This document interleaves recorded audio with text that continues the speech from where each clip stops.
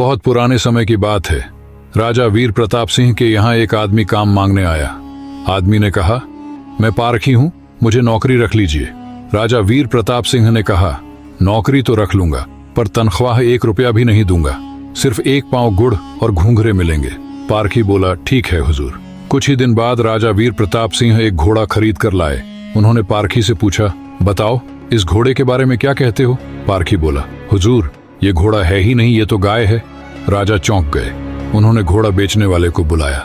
उसने कहा, साहब बात तो सही है तो घोड़ा ही, लेकिन बचपन में इसकी माँ मर गई थी, इसे गाय का दूध पिलाया गया था, इसलिए इसकी आदतें गाय जैसी हैं।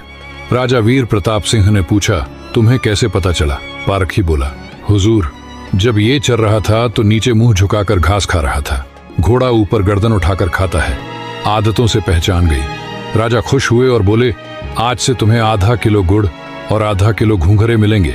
कुछ दिन बाद राजा वीर प्रताप सिंह ने फिर पूछा, मेरी रानी कैसी है? बहुत प्रिय है मुझे। पारखी बोला, हुजूर आपकी रानी खानदानी नहीं है। राजा को विश्वास नहीं हुआ। उन्होंने ससुराल में जाकर पूछा। वहां दादी ने बताया, बचपन में इसकी माँ गुजर गई थी, पाला तो मैंने है, पर दूध इसे दाई माँ का पिलाया गया है। राजा वीर प्रताप सिंह ने फिर पारखी से पूछा, तुझे कैसे पता चला? पारखी बोला, हुजूर इसके स्वभाव से। खानदानी रानी में शालीनता होती है, ये नौकरों पर चिल्लाती है, गाली देती है। आदतों से पहचान गया कि ये खानदानी नहीं है। अब राजा बोले, चलो मेरे बारे में बताओ। पारखी बोला, जान की माफी दें तो बताऊं? राजा वीर प्रताप सिंह बोले, माफी है, सच बताओ। पारखी बोला, आप राजवंश के नहीं हैं, आप मुझे भड़भूजे लगते हैं, गुड़ और भुंगड़े सेंकने वाले। राजा घबरा गए। जाकर अपनी माँ से पूछा, माँ सच बताओ वरना मैं मर जाऊंगा।